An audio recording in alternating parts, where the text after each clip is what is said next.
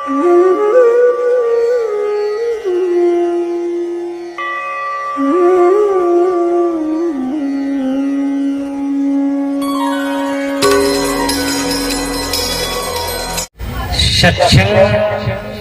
मानव जीवन का दुर्लभ उपलब्धि है।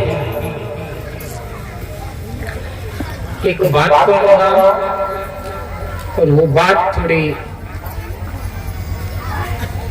आप लोगों के लिए अनिवार्य भी है। जिन लोगों के पास अपने अपने फोन हैं वो अपने फोन को बंद कर दें या साइलेंट में कर दें,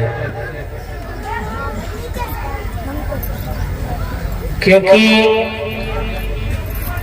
ठीक से अगर समझना नहीं होगा, सुनना नहीं होगा तो समझना नहीं होगा। बात चलती है, आप फोन में बात करते हैं तो आप तो डिस्टर्ब हुए ना हो, लेकिन आसपास में जो दूसरे लोग बैठे होते हैं उनको आप डिस्टर्ब कर देते हैं। और बातें फोन में क्या करेंगे, क्या कर रहे हो, क्या कर रही हो, खाए कि नहीं, पिए कि नहीं, गाय को पानी मिले नहीं, चारा नहीं मिला, ये अनावश्यक बातें करते रहते हैं। जरूरी बातें जीवन में बहुत कम लोग करते हैं, गैर जरूरी बातें ज्यादा करते हैं। और यहाँ पर समझने वाला अगर समझेंगे तो उनको समझ में आएगा कि सत्संग जीवन का कितना अनिवार्य पहलू है। सत्संग में के अभाव में तो जीवन दुखी है। अगर हम सत्संग को ठीक से समझ लें तो अपने आप दुख पलायन कर जाएंगे। तो अपने अपने फोन को बंद कर लें, घंटा 2 घंटे जो भी वक्त है उसमें अगर 4 बात भी सुन लें और समझ लें तो मेरा पूरा विश्वास है कि जीवन नहीं, पूरा जन्म का झगड़ा खत्म हो जाएगा।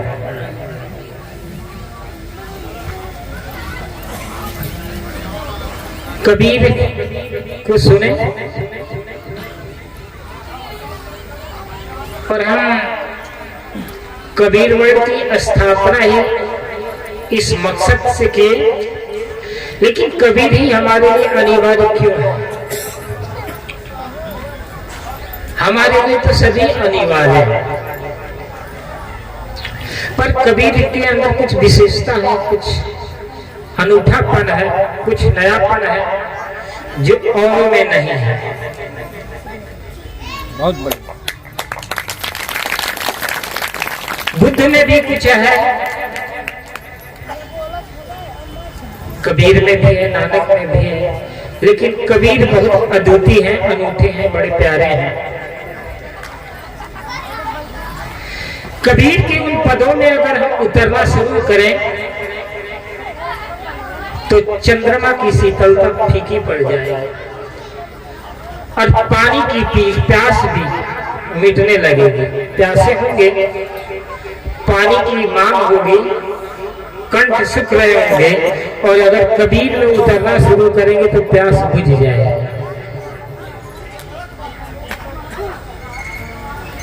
आखिर कबीर क्यों? कबीर एक लावारिस, जिसके माता पिता को कोई अता पता नहीं, इतना प्रासंगिक क्यों हो गए? कि जीवन को अगर पलट पलट करके देखें और कबीर से अपनी तुलना करें तो आपकी रूहों में, आपकी आत्मा में एक रोमांच आ जाएगा। कबीर के ऊपर विवाद करना व्यर्थ है। कबीर में जीना बहुत कठिन है। कबीर पर वार्तालाप करना, विवाद करना बहुत ही सरल है। आज हम कबीर के उन सरोवर में आचमन करेंगे। डुबकी की बात मैं नहीं करता, स्नान की भी बात मैं नहीं करता, आचमन करेंगे। क्योंकि कबीर में डूबना साधारण बुद्धि की बात नहीं है। कबीर को चुल्लू चुल्लू में थोड़े थोड़े में पीना पड़ेगा। डूबने वाले तो बहुत बिरले होते हैं। कबीर का रस, कबीर का नशा बड़ा ही अद्भुत है। कबीर जीवन की सारे धन के नशे, सारे धन के नशे कबीर उतार देते हैं। जिंदगी के सारे पद के नशे उतार देते हैं, जवानी के नशे उतार देते हैं। कबीर शराबी किया, जुआरी किया, जिंदगी के सारे नशे अगर कबीर न उतार दें तो फिर कबीर कबीर है। हमने बहुत संतों को सुना, आप लोगों ने जीवन में बहुत संतों को सुना। रविदास, कबीर, नानक, बुद्ध, विवेकानंद, शंकराचार्य, मीरा, प्रभु चैतन्य, सभी अनूठे हैं, बड़े प्यारे हैं, लेकिन कबीर प्यारे से भी प्यारे। आपके 4 बेटे हैं, आप चारों से प्यार नहीं करते। बेटे आपके ही हैं, पर आप प्यार उसी से करते हैं जो आपके रूह को छूता हो। जो बेटा आपके रूह को छूता हो, आपके मन को छूता हो, आपके भाव को छूता हो, आपके विचार को छूता हो, आपकी आत्मा को छूता है, उससे ही आप प्यार करते हैं। और कबीर की बातें, कबीर के शब्द, कबीर की वाणी आपकी आत्मा को छूती है, इसलिए कबीर प्यारे हैं। अन्य संत प्यारे हैं, लेकिन उनके शब्द मन को छूते हैं, विचार को छूते हैं, भाव को छूते हैं। और कबीर ऐसे छूते हैं कि सीधे आपके रूह में समा जाते। इसलिए कबीर अद्वितीय है, अनुपम है, अद्भुत है, अलौकिक है, अपरिमेय है, अपरिहार्य है, प्रासंगिक है। कबीर के बारे में हम क्या कह सकते हैं, पर कहना जरूरी है। क्यों कहना जरूरी है? क्योंकि आप कबीर को नहीं जान रहे हैं। आप कोरी हैं, तंतुआर हैं, साक्य हैं, ये हैं, वो हैं, कबीर पंथी, ठीक है। लेकिन अगर कबीर को नहीं जाने तो कबीर के नाम पर कुछ आपके अंदर खोट है, और उसी खोट पर कभी मारूंगा चोट, और चोट ऐसी मारूंगा बहुत दर्द देगा। और जब तक ये दर्द देगा चोट, जब तक कि आप कबीर को समझने के लिए पूरा तैयार नहीं होंगे। जिस दिन आप कबीर को समझने के लिए तैयार हो जाएंगे, चोट खत्म हो जाएगा। कबीर के प्रासंगिक लोकप्रिय पद है, मन लागो मेरो यार फकीरी। आपने भी बहुत गाया होगा, गुनगुनाया होगा, बहुत लोगों के शब्दों के मस्तिष्क के शब्द गुजरे। लेकिन आज हम कबीर के इन पदों को मस्तिष्क का हिस्सा नहीं बनाएंगे, जीवन का हिस्सा बनाएंगे, ज्वलंत जीवन का हिस्सा। कबीर एक गरीब परिवार में पले, कुल गोत्र का पता नहीं, कौन जाति के थे उसका कोई पता नहीं, कोई पार्टी का पता नहीं, कुल गोत्र का पता नहीं। कुछ लोग कहते हैं कबीर विधवा ब्राह्मणी के पुत्र थे। कुछ कबीर के समीक्षा आलोचक कुछ कहते हैं कि ये तो रामानंद के ही पुत्र थे, शिष्य तो थे ही, लेकिन पुत्र भी थे। बड़े दार्शनिक लोग, बड़े बड़े विचारक अलग अलग लिखते हैं। और मेरे से बहुत सारे लोग प्रश्न भी करते, शंका समाधान भी करते, मैं बिल्कुल काट देता हूं। हम कहते कबीर की जाति से तुम्हें पूछकर क्या लाभ होगा, किस कुल में पैदा हुए, लावारिस थे, अवैध थे, कैसे थे, क्या तुम्हारे बेटी की शादी करनी? रिश्ते कुल गोत जाति पाति तो शादी विवाह लगन मुहूर्त के साथ होता। और 600 वर्ष पहले कबीर पैदा हुए, कैसे पैदा हुए, कौन सा समाज था, कौन सा वक्त था, किस परिवेश में थे, इसके बारे में तू जानकर कि तुम्हारे जीवन में क्या बदलाव आ सकती है, अगर जान भी जाओ तो तुम क्या कर लोगे? ये फालतू बातें क्या पूछ रहे हैं? यहाँ पर बैठे हुए लोगों के मन में भी उल्टी सीधे इस तरह से प्रश्न गूंजते हैं और कहते हैं, कुछ कहते हैं कि बुनकर थे। बुनकर कोई जाति नहीं है, ये पेशा है। जो कपड़ा बुने बेचे, अपना जीव को उपार्जन करे, वो पेशा है। कपड़ा बुनने के कारण बुनकर हो गया।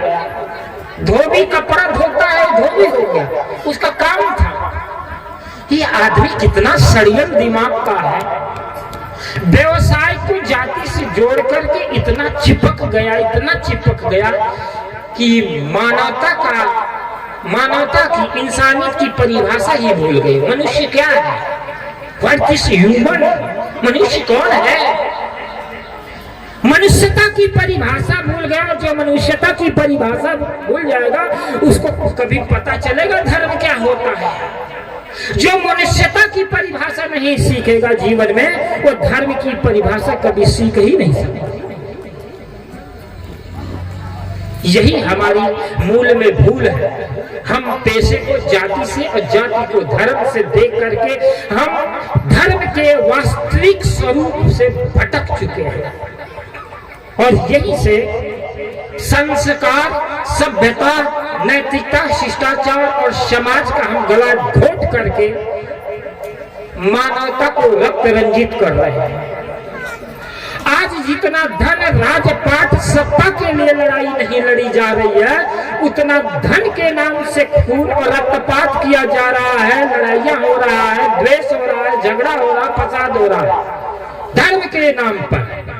और सभी अपने आप को क्या माने हैं? बहुत बड़े धार्मिक मानते हैं। धर्म के एक बड़े बड़े धर्म के ठेकेदार, बड़े बड़े झंडे बरदार, मठाधीश, महंत, ये तुम्हें लड़ाने की विद्या सीखते हैं, ये लड़ाते हैं। ये राजनेता ही नहीं लड़ाते, धर्म नेता भी लड़ाते, क्योंकि धर्म नेता आपस में लड़ाएंगे नहीं तो उनका संप्रदाय, उनकी दुकानें, धर्म की दुकानें चलेंगी ही नहीं। और जब चलेंगी ही नहीं तो भूखे मरेंगे।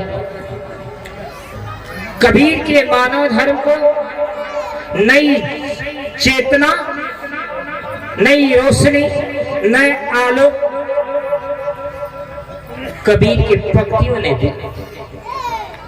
कबीर कहते मन लागो मेरो यार फकीरी। बड़ा अद्भुत शब्द है यार। कोई बंद करो।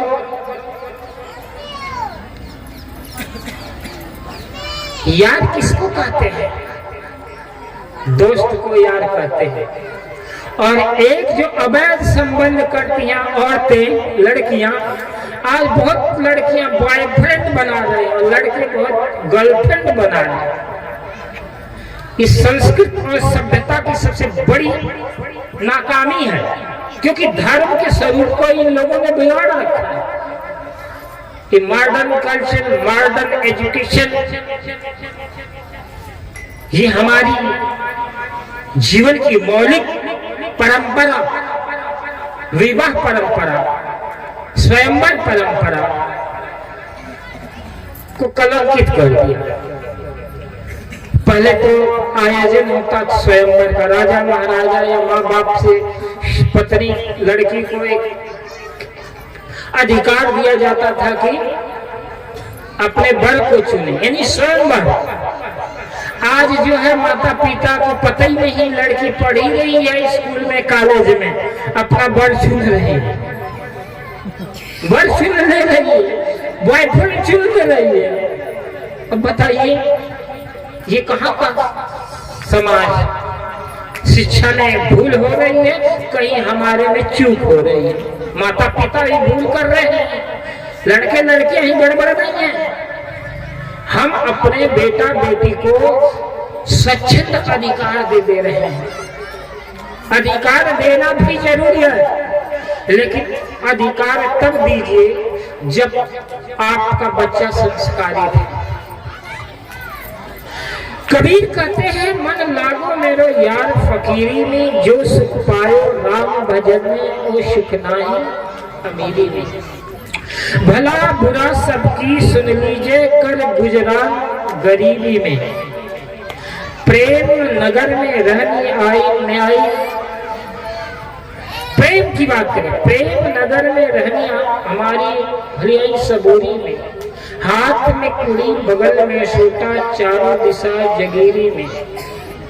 आखिर यह तन खाक मिलेगा, कहाँ फिरत मगरूरी में। कहत कबीर सुनो भाई साधो, साहे मिले सबूरी में। ये भजन बड़ा लोकप्रिय है, अच्छा है, लोगों ने गाया है, सब कुछ किया है, लेकिन हम इसके आसपास अपनी बात को रखेंगे, ध्यान से अपनी चेतना को लगा कर सुनेंगे, बहुत ही कल्याण होगा। जीवन का कल्याण हो या ना हो, लेकिन जिस समय तक आप बैठे होंगे कल्याण की भूमिका में होंगे, मुक्ति की भूमिका में होंगे, निर्वाण की भूमिका में होंगे। सत्संग वही है जो संसार को भुला दे, आपके मन के अंदर विचार को खत्म कर दे। कबीर के उन पदों को हम एक एक शब्दों को अंदर प्रवेश देने के लिए अपने मस्तिष्क का द्वार खोल दे, तो जीवन हरा भरा हो जाएगा। जीवन में एक फूल खिलेगा, एक मादकता, एक सुगंध, एक अलग अलौकिक चीजें आपके अंदर प्रवेश करना शुरू करेंगे। कबीर कहते हैं कि मन लागो मेरो यार फकीरी, मन रूपी यार को समझा रहे हैं कबीर। हे मेरे यार, हे मेरे मन, हे मेरे दोस्त, हे मेरे मित्र, अब तुम अमीरी में मत फंसो।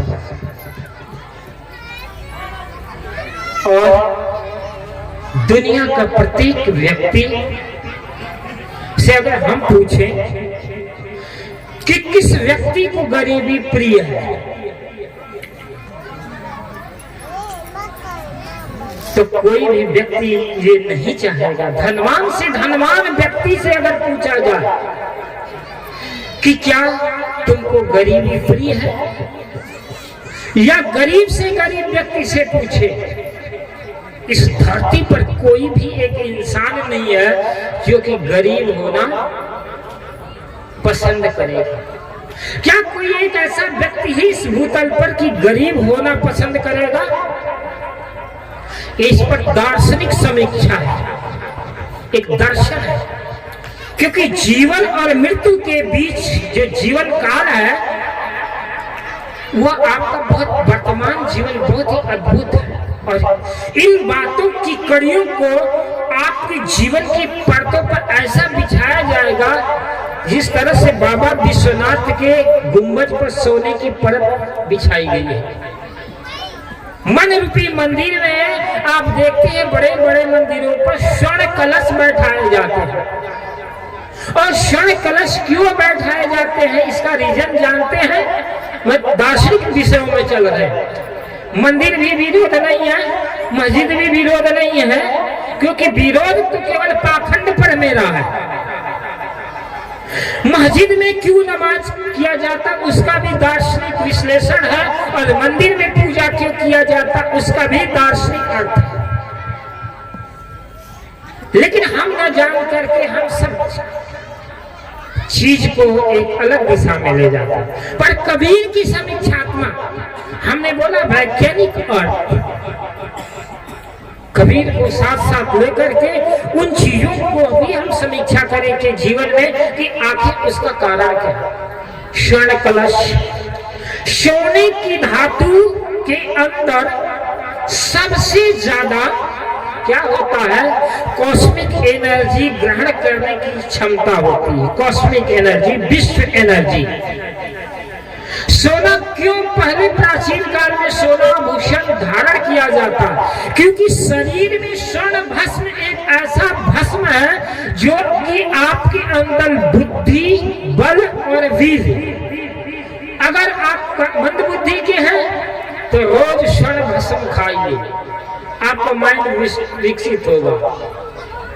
कुछ भी नहीं है, आप डिप्रेशन में हैं तो 6 महीना सोने के पानी में सुबह सोने की धातु मिट्टी के बर्तन में रख दीजिए और पानी को 6 महीना पीजिए, बिना दवाई के डिप्रेशन खत्म हो जाएगा। क्योंकि आपके अंदर स्वर्ण भस्म होता है, पानी के अंदर उसका अर्क उतरता है, जिसके द्वारा आपके मन में क्या होता है, एक कॉस्मिक एनर्जी।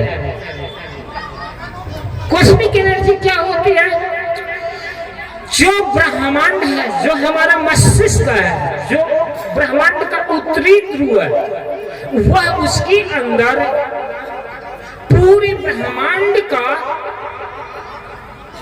बीज केंद्र होता, जहाँ केंद्रित होता, जहाँ स्वर्ण भस्म में सोने के अंदर कोई एनर्जी खींचने की सबसे ज्यादा शक्ति होती है। मंदिर गुंबजाकार क्यों होता है, क्योंकि हमारा जो पिंड है 90 अंश कोण पर मंदिर बनाया जाता है और 52 डिग्री पर जो है क्या होता है, गुंबद तैयार होता है। और हमारा जो मस्तिष्क है, जो दिमाग है, हमारी जो नाकें हैं, नाक क्या है आप जानते हैं, नाक क्यों है, नाक पिरामिड है। पिरामिड किसको कहते हैं, पिरामिड। पीरा का मतलब होता है आग और मिड का मतलब ऊर्जा। भोपाल में हमने पिरामिड बनवाया, ये आपका नाक है, एक पिरामिड है। नाक के अंदर ये नाक ये ऐसा क्यों होता, त्रिकोण क्यों होता, चपटा क्यों नहीं होता। कहीं कहीं दूसरे देशों में जाएंगे तो चपटा भी होता, लेकिन इसके अंदर बड़ी वैज्ञानिक प्रकृति ने, नेचर ने बड़ा जबरदस्त जो है लॉजिक फिट किया। क्योंकि जब सबसे ज्यादा आपके अंदर कॉस्मिक एनर्जी कहां से मिलता है, नाक से। क्योंकि सांस कहां से आप लेते हैं, नाक से लेते हैं, मुंह से नहीं, कान से नहीं। तो जब आप नाक से सांस लेते हैं तो आपके श्वास के द्वारा ऑक्सीजन जाता है, और ऑक्सीजन जब जाता है तो ये जो हमारी जो नाकें हैं इससे टकराती है और परिवर्तित होती है, क्या 90 अंश पर डाइवर्ट होती है। नाक से अगर हवा तक लेते हैं तो ये टकराती हैं दोनों यहाँ सपूतों से और फिर अंदर जाती है। तो इसके द्वारा हमारे मन, हमारे अंदर फेफड़ों में ऑक्सीजन के साथ साथ कॉस्मिक एनर्जी भी बॉडी के अंदर जाती है। समझ में? उसी तरह से मंदिर भी है, 52 डिग्री और 90 डिग्री पर मंदिर का अक्ष बनाया जाता है और वहां पर 5 मिनट 10 मिनट आप प्रार्थना करते हैं तो वो क्या होता है, उसके अंदर आपको मन में थोड़े समय पर शांति मिलती है, मन को रियलाइज होता है। लेकिन उससे मुक्ति नहीं होती है। मंदिर में इबादत प्रार्थना करके आपको मुक्ति नहीं, बिल्कुल मुक्ति नहीं। पूजा पाठ सेवा सत्कार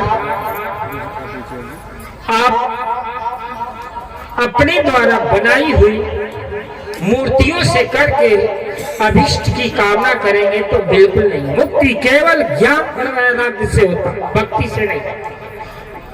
भक्त भक्ति से मन एकाग्र किया जाता है, मन को शुद्ध किया जाता है, लेकिन मुक्ति केवल ज्ञान और वैराग्य से होता है। मैंने सुना है, एक बार की बात है, एक बुढ़िया थी और बुढ़िया के एक बेटा था, और बेटा की शादी हो गई, 12 साल हो गई शादी, और उस बहू को बेटा नहीं है। और शादी जब हो जाती है तो बूढ़ी माताएं क्या करती हैं, बहुत जल्दी नाती खिलाने की चक्कर में पड़ती है। शादी हुई कि नहीं, अब औरत को बच्चा पैदा करने की फैक्ट्री समझ लेते हैं, क्या जल्दी से बच्चा पैदा हो। तो बहू घर में समझदार थी, तो समझदार तो होती है, कोई लड़कियां पढ़ी लिखी होती हैं। बहू बच्चे की फिक्र में थी कि जल्दी हमारे बहू को बेटा हो जाए। बच्चा हुआ नहीं बहू को, तो बहुत ज्यादा चिंतित नहीं थी, परेशान नहीं थी, लेकिन बुढ़िया बहुत ज्यादा परेशान हो गई। बुढ़िया यहाँ वहां मंदिर में मन्नतें मांगने लगी। अरे मंदिर में मांगने से भगवान अगर बेटा दे दे, बेटी दे दे, तो फिर बेटे की शादी करने की क्या जरूरत है? भगवान से ही मांग लो सीधे, फिर बेटे की जरूरत नहीं, शादी विवाह की जरूरत नहीं। हम भी भगवान से मांग ले, हमको भी बेटा हो जाए बिना शादी के। कुछ वैज्ञानिक चीजें नहीं समझ में आती। अब हम तो धीरे धीरे थके जा रहे हैं। हिमाचल छोड़ के ताला आने का मन ही अब नहीं कर रहा। क्या इस चक्कर में अपने आप लोग दान दिए जा रहे हैं, बुला बुला कर दान। ये तीर्थ ने दे दिए जमीन, फंसा दिया मेरे को, नहीं तो हम मुक्त थे। लेकिन मुक्त तो अभी हूँ, दिमाग सड़केगा तो आएंगे नहीं। बैराग है, हम जिस दिन छोड़ देंगे हम कहीं फंसे हैं थोड़ी नहीं। ले दे दिया ताला में बैठा सत्संग में लोग, गुरु जी ये, और हम क्या करेंगे? हम भी कबीर को दे दिए, हम क्या करेंगे? फूटे बाल को मार के ले जाएंगे। देखो लेकर आए अभी कपड़े लगते, हर साल बांटते हैं 10, 20, 25 हजार का, आज भी लेकर आए हैं, बांटेंगे। हम तो चाहते हैं आप लोगों की गांव में साल भर हम आके यहाँ पर क्या रोटी थोड़ी तोड़ेंगे हैं? 2 दिन के लिए आएंगे, 3 दिन के लिए आते हैं, फिर चल देते हैं, साल भर पता नहीं है। तो किसके लिए आते हैं? बात मूल बात। बुढ़िया परेशान हुई और मंदिर में गुरुओं के पास जाई, पुजारियों के पास जा करके मांगती भगवान से, लेकिन बेटा नहीं हुआ। और आप जानते हैं, अब आप सब जगह से हार जाओ, हॉस्पिटल से, वैद्य से, मंदिर से, मस्जिद से, तो सबसे बड़े ठेकेदार है बच्चा पैदा करने वाले ओझा सोखा। हो सकता है अपने पीहर से, मैके से भूत पड़ोसी का लेकर के आइए, जिसकी वजह से बच्चा नहीं हो रहा। भूत प्रेत छुड़ाने के नाम से पता नहीं पड़ोसी ने इसका कोख मार दिया कि पता नहीं कौन डीम डाइम कर पिचासनी मालुका सालुका लगा दिया कि इसका बच्चे नहीं हो रहा। परंतु बुढ़िया पहुंची किसके? ओझैत के पास। ओझैत के पास गई तो बुढ़िया थोड़ी ऊंची सुनती, हम भी थोड़ा ऊंचा सुनने लगे हैं। अब पता नहीं, लोग कहते हैं लेकिन हम तो ठीक सुनते हैं, काम की बात सुनते, बेकार की बात छोड़ते हैं, लेकिन फालतू लोग सुनाए जाते हैं तो सुनता हूँ, बराबर सही बात है, सुनता हूँ। बुढ़िया ऊंची सुनती थी और ओझैत ने बोला कि जाकर गोमूत्र लाओ, और बुढ़िया समझ ली कि बहुमूत्र लाओ।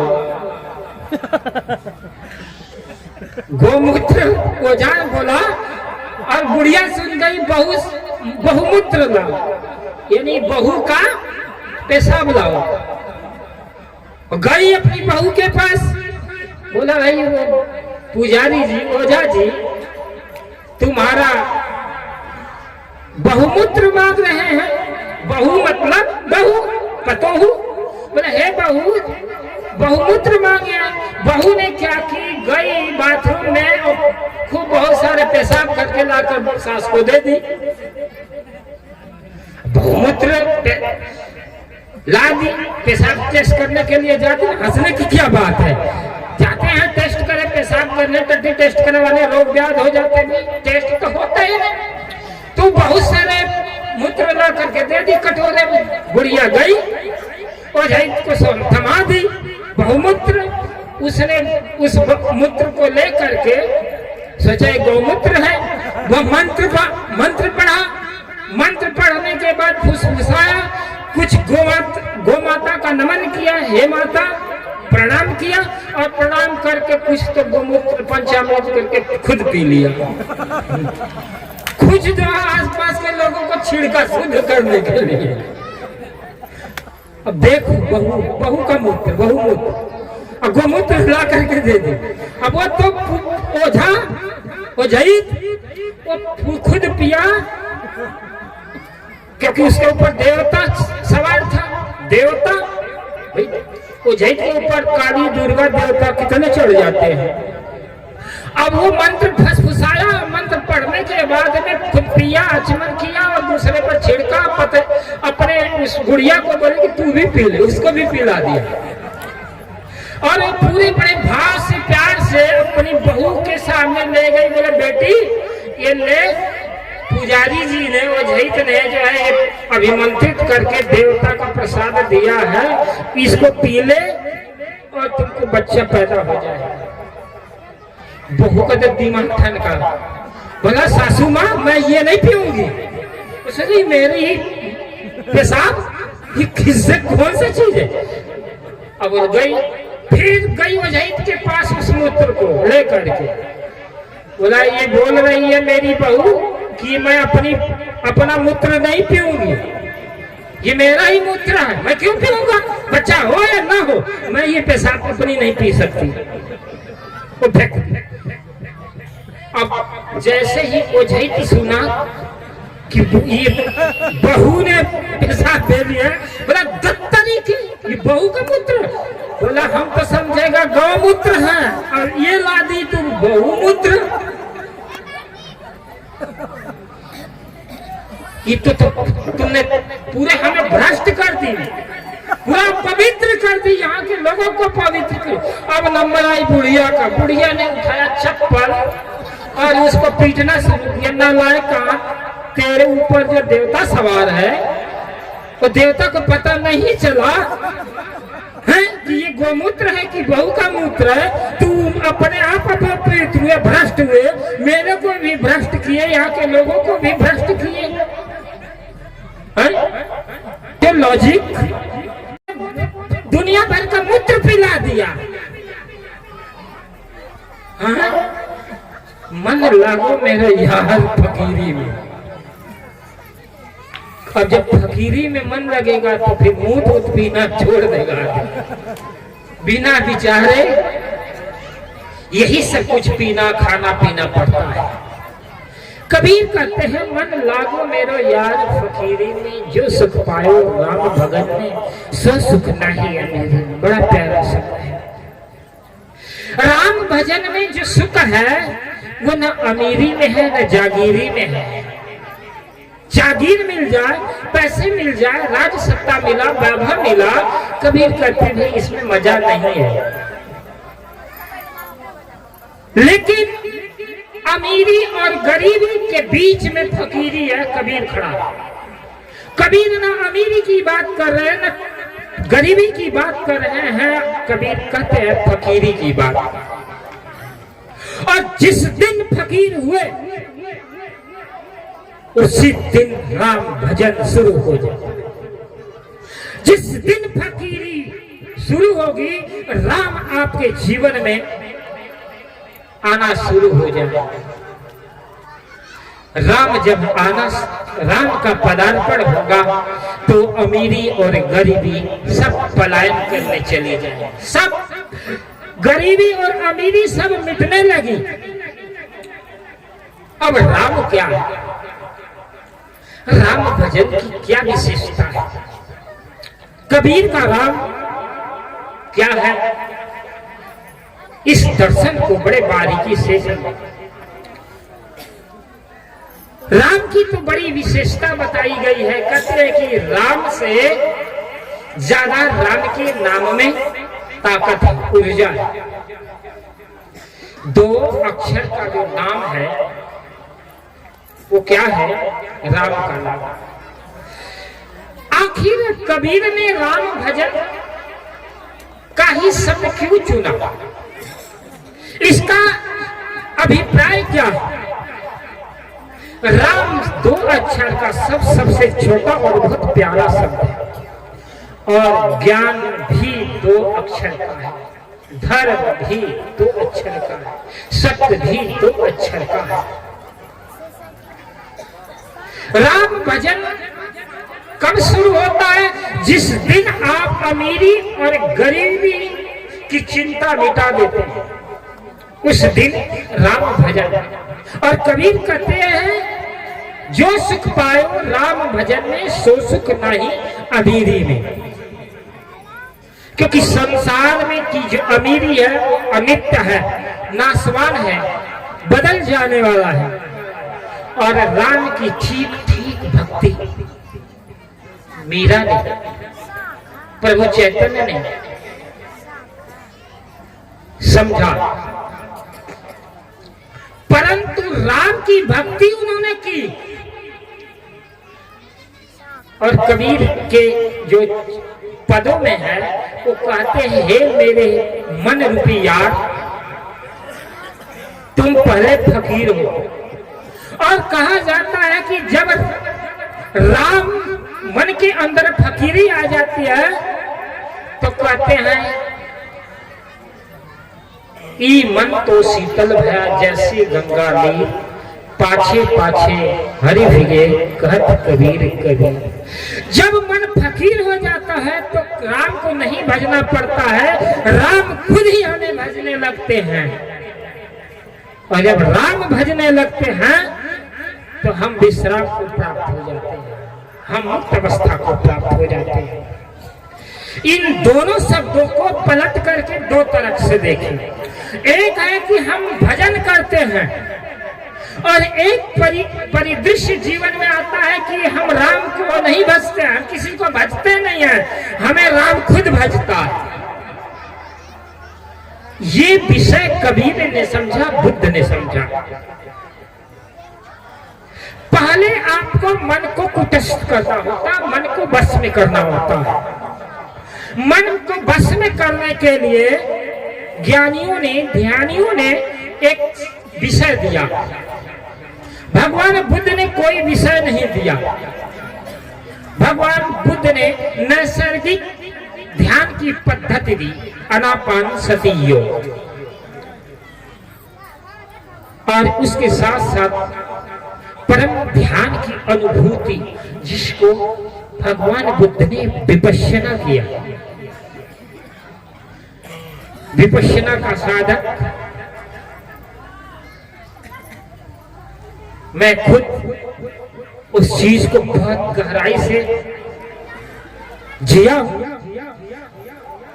कबीर और बुद्ध हमारे आइडियल है, हमारे प्रेरणा स्रोत है। वेदांती था, वेदांत पढ़ा, लेकिन हमने कबीर और बुद्ध से ज्यादा प्रभावित हुआ। और हमने 2012 के बाद प्रॉपर तरह से भगवान बुद्ध और कबीर की देशनाओं में जीना शुरू किया। मैं कहूंगा कि किसी भी संत और किसी भी भिक्षुक के पास आनापान सति साधना की विधि सीख ले और विपश्यना की ध्यान प्रक्रिया, मैं कह रहा हूं, बड़ा ही अद्भुत और अद्वितीय साधना पद्धति है।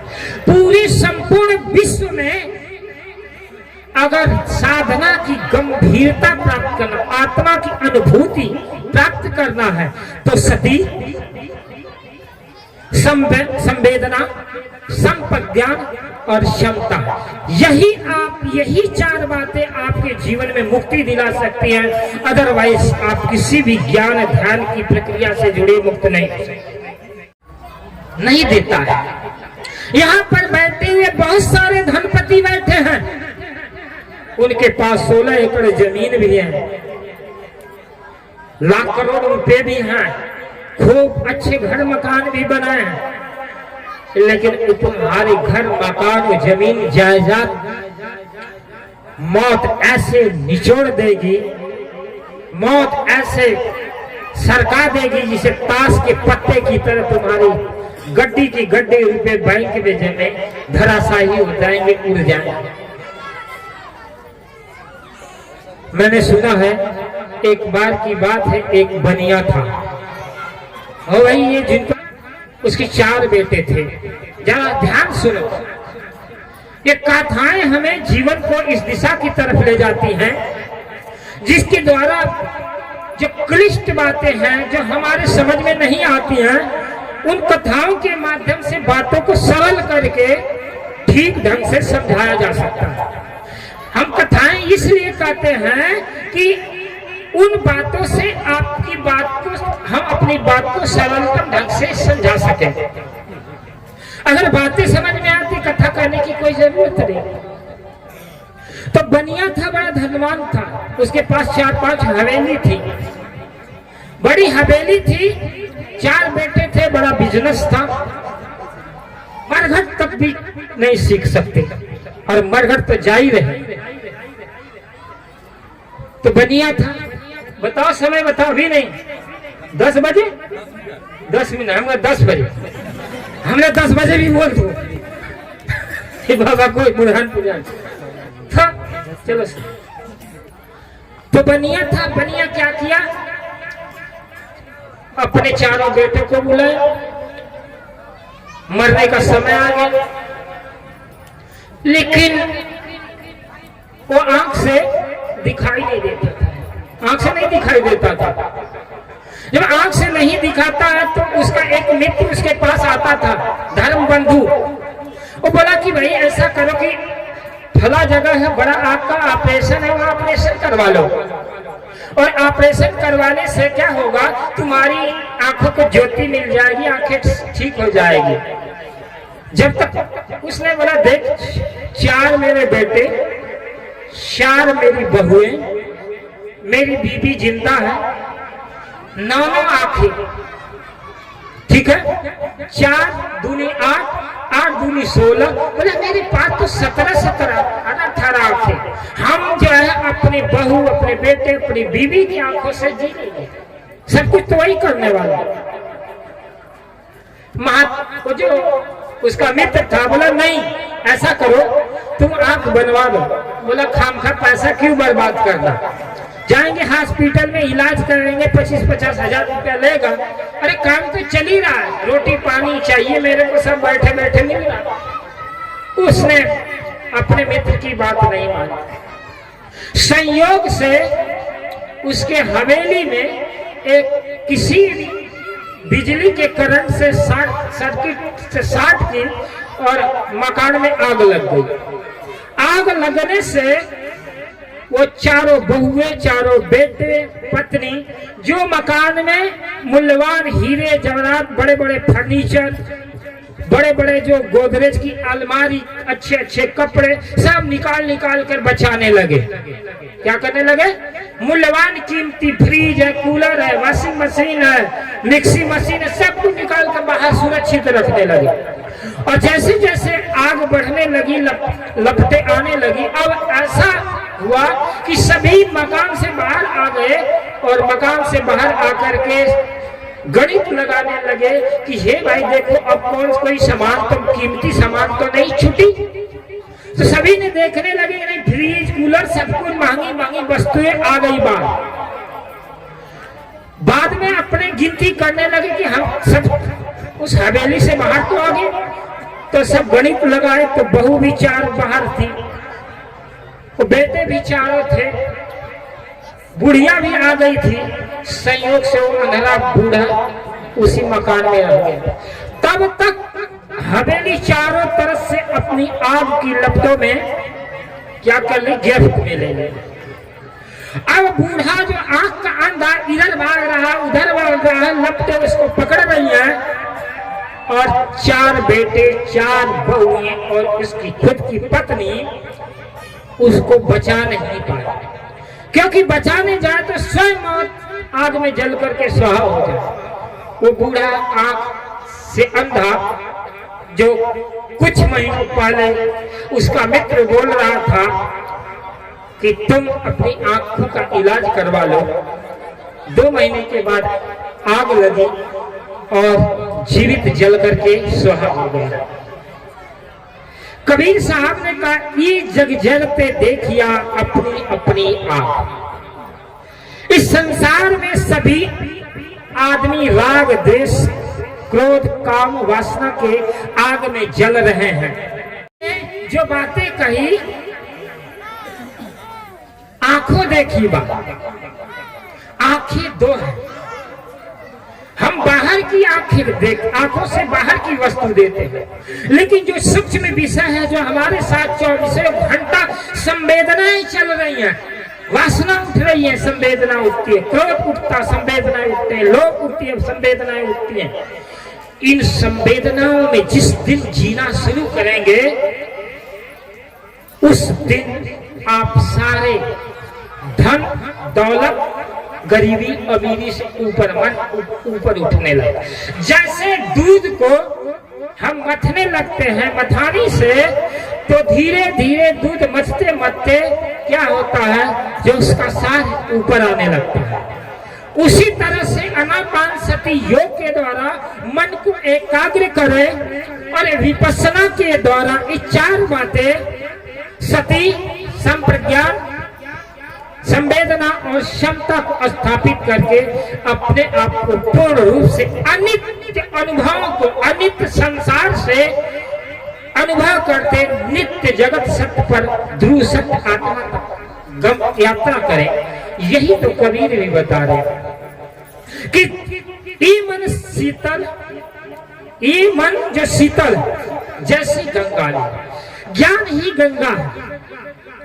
कबीर ये नहीं कहते कि आपका मन बाहर की गंगा के स्नान से आपका मन, उससे तो आपका शरीर शीतल होगा। हम जब कबीर कहते मन लागो मेरो यार फकीरी, दूसरे कहे ई मन तो शीतल भय जैसे गंगा नीर पाछे पाछे हरि फिरे कब कबीर कर। हरि का मतलब होता है जिससे जीवन आलोकित हो, जीवन हरा भरा हो। हरि का मतलब होता आत्म अनुभव। ये हरि का मतलब है ये शरीर जो संचालित है, हरा भरा है, क्रियाशील है, गतिमान है, किससे? उस हरि से, उस आत्मा से, उस जीव से।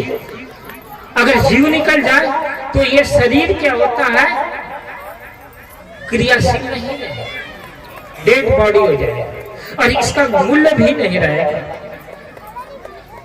कबीर कहते हैं जो सुख पायो राम भजन में, सो सुख नहीं अमीरी में। अमीरी जैसे जैसे जीवन में आती है, हमारे अंदर एक अहंकार खड़ा होने लगता है, अहंकार का बीजे उठने लगते हैं, हमारे देखने के नजरिए बदल जाते हैं। मैंने सुना है महाभारत की कथा है, भीष्म पितामह इच्छा मृत्यु प्राप्त किए थे। इच्छा मृत्यु प्राप्त करने का मतलब यह है ताकि जब तक जो है हम जीवन चाहेंगे तब तक हम जीवित रहे। लेकिन ये पूरे भारतीय दर्शन से हम पलट कर देखें, पलट करें तो इतना दुर्दिन मौत, एक अखंड ब्रह्मचारी जिसको इच्छा मृत्यु थी, आप थोड़ा इतिहास के पन्नों पर पलटे और ईसा मसीह को भी देखें, उनको भी। कोई कहते हैं कि ईसा मसीह को लोगों ने दुर्दिन मौत दी, कुछ लोगों ने कहा कि मंसूर को बहुत असहनीय मौत दी, लेकिन सलमत हुआ, बायजीद हुआ, मंसूर हुआ, अहिल्यास हुआ। इनकी आवाजें समाज के लोगों ने दबा नहीं पाया। तथा कथित इस्लाम के ठेकेदार, तथा कथित धर्म के ठेकेदारों लोगों ने उन दिव्य आत्माओं की आवाज को मिटाने की कोशिश की, लेकिन नहीं मिटी। इबादत यही है कि दुखियों की इमदाद करें, नसाद हो गए उन्हें दिलसाद करना। नमाज और पूजा यही है दोस्तों, जो बर्बाद हो गए हैं उन्हें आबाद करना। कभी कहता है इबादत क्या है, नमाज क्या है। तुम दूसरे की पीड़ा, दूसरे के दर्द, दूसरे की आह को नहीं समझे, दूसरे की मुसीबत को तुमने नहीं समझा, तो तुम्हारी इबादत और तुम्हारी पूजा और प्रार्थनाएं दो कौड़ी की है। तुम्हारी इबादतें, तुम्हारी प्रार्थनाएं, तुम्हारी पूजा में वो बदबू है और दुर्गंध उठेगी, वो सड़ान है। जिस पूजा पाठ में अहंकार है, उस पूजा पाठ में तेरी मांग है, तुम्हारी महत्वाकांक्षाएं हैं, तुम्हारी इच्छाएं हैं, तुम्हारी वासनाएं हैं, वहां से दुर्गंध उठती है। और वो दुर्गंध प्रार्थनाएं तुमको और जबरदस्त दुख में डुबाती हैं।